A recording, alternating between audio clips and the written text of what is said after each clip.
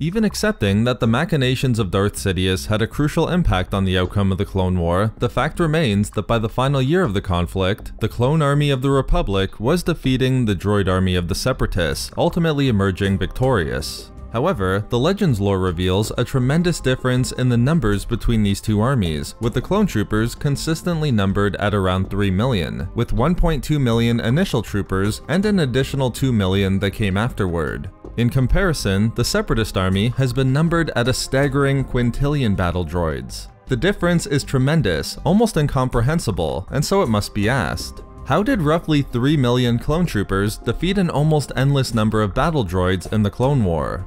There are a few points I want to quickly make to start. First, while the roughly 3 million number has been established for the Clone Army, numerous Legends sources do also make it clear that additional clone troopers were also being produced, sometimes even in non-Camino facilities, such as the secret facilities on Coruscant that were established about 1 year after Geonosis. Even more, the Essential Guide to Warfare reveals that soon after the start of the Clone War, while 3 million were ready for combat, that number, quote, grew dramatically as more troopers subsequently entered the war. Second, clone troopers were not the only forces who fought for the Republic during the conflict. Again, the Essential Guide to Warfare states that the Republic's armies contained, of course, clone troopers, but also other units. Although clone troopers were by far the key factor in the Republic's efforts, there were important battles fought against the Separatists without a single clone trooper present, bolstering the 3 million number in terms of the Republic's overall strength. Finally, while the quintillion number is referred to consistently in Legends, there are also sources that dispute the number as an official total. Turning again to the Essential Guide to Warfare, it reveals that it was the Republic's citizens who believed this many B-1 battle droids were created by the Separatists, leading to the possibility that it was more rumor among the citizens of the Republic rather than an official estimate among the Republic's military hierarchy, or the Separatists themselves. However, even given these points, I think we can say this. Whatever the exact numbers, the difference between the number of clone troopers and battle droids was exceptional, and I want to look at how this advantage is addressed within the Legends lore, where ultimately, the Republic emerged victorious. To start, I'm going to look at the differences between clone troopers and B-1 battle droids, but this is not going to be the focus of our video here. I think we can easily assume that the clone troopers were a far better military unit overall, but I think giving a very brief introduction to the differences will help explain some of the aspects that answer the main question of the video. To be sure, to say that clone troopers were a better fighting unit than B-1 battle droids is a significant understatement. B-1s weren't created to be an exceptional military unit, but made to be a cheap addition to the Separatist war effort, which allowed for their incredible numbers. These battle droids weren't accurate, they lacked significant armor, their audio-visual sensors weren't impressive, and their cognitive modules didn't allow them to process anything more complicated than advancing while firing their blaster. In comparison, the clone troopers were trained to obtain abilities that brought them as close to the ideal fighting unit as could be achieved. Troopers were flash trained in weapons handling and tactics, which was then reinforced in simulations, drills, and exercises that allowed them to achieve proficiency.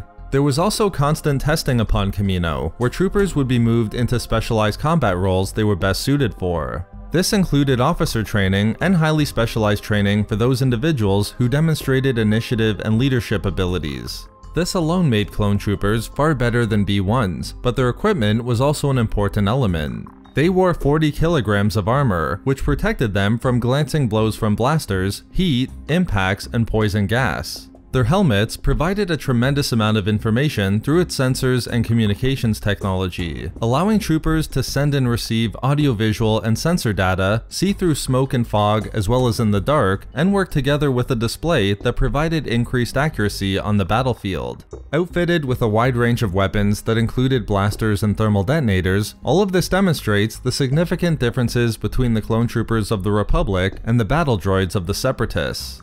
It's through these important differences where we begin to see exactly how the Republic's clone troopers were able to overcome the vast army of the Separatists, where they were outnumbered significantly. An important number is provided in Star Wars Insider issue number 84, revealing that the advantages obtained by the troopers meant that in only the first 6 months of the Clone War, the clone troopers averaged over 200 confirmed battle droid eliminations each, with this number being even higher for the Clone Army's more specialized units. Not only that, but as the Clone War went on, the average increased as the clone troopers obtained more and more experience. Therefore, the Legends lore does reveal that clone troopers were able to eliminate hundreds, and in some cases, likely over 1,000 battle droids individually by the end of the war, which of course isn't too surprising given the differences between the two armies. But this does help to explain how the vast droid army was handled by the much smaller clone army, not even taking into account the contributions of the Jedi.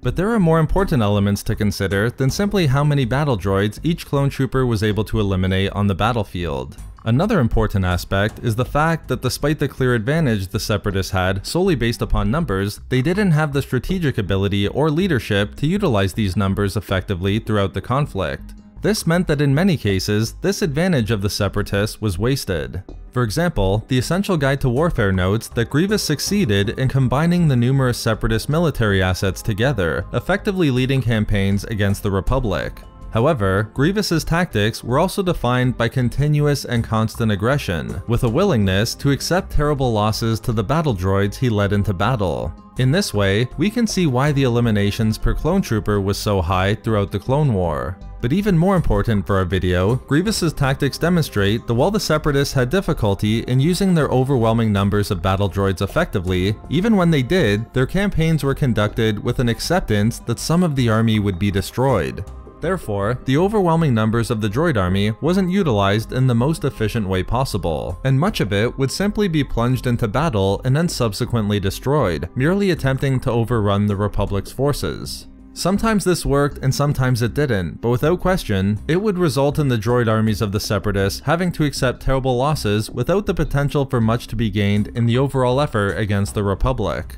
The same cannot be said about the Republic, where they did have the strategic ability and leadership to effectively utilize their forces. Within the Star Wars Insider previously mentioned, and specifically answering the question how such a relatively small clone army could defeat the tremendous numbers within the Separatist forces, it's revealed the Jedi who carried out the war benefited from having skilled and knowledgeable advisors. For example, they were advised not only by the Republic's best military historians and military theorists, but also by Mandalorian mercenaries. As we saw in our previous video, Mandalorian Mercenaries played a crucial role in training the Clone Commandos, one of the most elite units within the Republic forces. Therefore, the Republic was able to utilize their smaller numbers more efficiently, and in many cases, this simply called upon them to battle against the droid army that relied only on aggression, and which went into battle willing to sustain significant losses. Finally, there's one more important piece of lore that's crucial in helping to answer this question. Given the tremendous number of battle droids emerging from Separatist factories within the galaxy, one of the most important elements in the Republic's efforts in the Clone War was sabotage, which was repeatedly aimed at and inflicted upon these Separatist factories, devastating the droid army before it even reached the battlefield. To achieve this, the Republic turned to its Special Forces units, including the Clone Commandos, which numbered roughly 5,000 after the first few months following Geonosis. What these forces were able to achieve was exceptional, and created important results in the war for the Republic. After infiltrating the Separatist factories, the sabotage efforts resulted in a significant proportion of the entire droid army either being incomplete or incorrectly assembled, clearly ruining their effectiveness in battle, if the battle droids even made it there at all. But this is also described as only one example of what these special forces were able to accomplish, with it likely that the Republic's sabotage efforts simply destroyed a large percentage of battle droids within these factories as well. But again, the results achieved by the Republic's special forces are important in answering our question. Only a few thousand individuals were able to effectively make billions of battle droids useless by repeatedly sabotaging the factories of the Separatists. Therefore, a clone army of roughly 3 million was able to defeat a much larger droid army because the clone troopers were a far better fighting force than the B-1 battle droids. The Separatists weren't able to utilize their overwhelming numbers effectively, and their campaigns often wasted the advantage they had in numbers. And finally, the Republic was able to consistently sabotage the factories of the Separatists, resulting in the loss of a significant proportion of the droid army.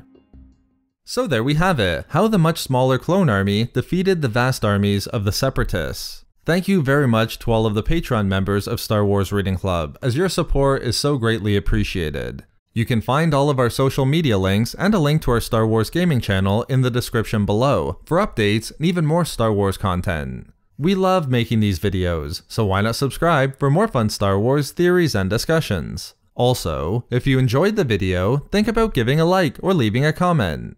If not for me...